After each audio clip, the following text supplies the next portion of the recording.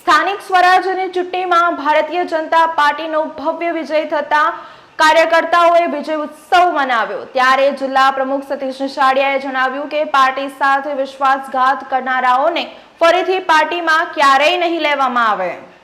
કરજણ નગરપાલિકાની ચૂંટણીમાં કમળ ખીલી ઉઠ્યું છે। ભાજપના વાવાઝોડા સામે વિરોધ પક્ષના સુપડા સાફ થઈ ગયા છે। ગત 2018ની ચૂંટણીની સરખામણીએ બીજેપીએ એક બેઠક વધુ મેળવી છે, 19 બેઠકો કબજે કરી છે, જ્યારે આપમાંથી 8 અને એક અપક્ષના ઉમેદવારે જીત મેળવી છે। કરજણ નગરપાલિકાની ચૂંટણીમાં જીત પ્રાપ્ત કરતાની સાથે જ બીજેપી કાર્યાલય ખાતે વિજય ઉત્સવ મનાવવામાં આવ્યો હતો, જેમાં જિલ્લા પ્રમુખ સતીશભાઈ પટેલે જણાવ્યું હતું કે કરજણ નગરપાલિકા, પાદરા નગરપાલિકા, સાવલી નગરપાલિકા, શિનોર વડોદરા તાલુકા પંચાયતની પેટા ચૂંટણીમાં જે રીતે લોકોએ બીજેપીને મત આપીને જીતાડ્યા છે તે બદલ લોકોનો આભાર માન્યો હતો।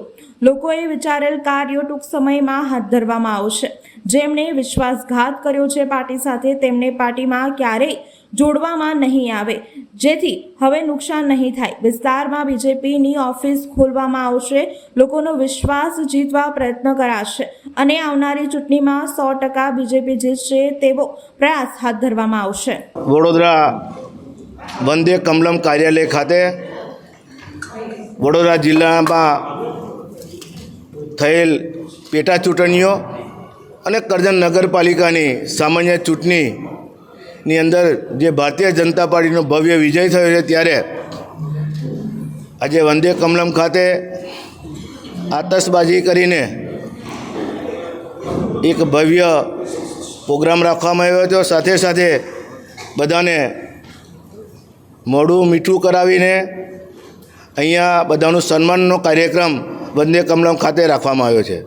એ લોકોને ગઈકાલે રાત્રે 2 વાગ્યા સુધી ખૂબ વરઘોડો જે પોતાના વિસ્તારમાં કાઢવાને કારણે એ લોકો મોડા ઉઠ્યા હતા અને એમનો ફોન પણ આવી ગયો હતો કે અમારે થોડું મોડું થશે, એટલા માટે મોડા આવ્યા છે। કારણ કે કોઈ પણ જીત થતી હોય ત્યારે વિસ્તારના લોકોને પહેલાં મળવાનું હોય, જેને કારણે મોડા પડ્યા છે। ધારાસભ્ય ચૂંટાયેલા છે અને કદાચ બોલાવે તો એમને જવું પડે તો એ ગયા હતા અને ત્યાં જઈને પછી અહીંયા આવ્યા છે, પરંતુ એ લોકો આવવાના હતા એ નક્કી હતું અને આવ્યા છે બધા, ત્યારે એમનું સ્વાગત પણ અમે કર્યું છે।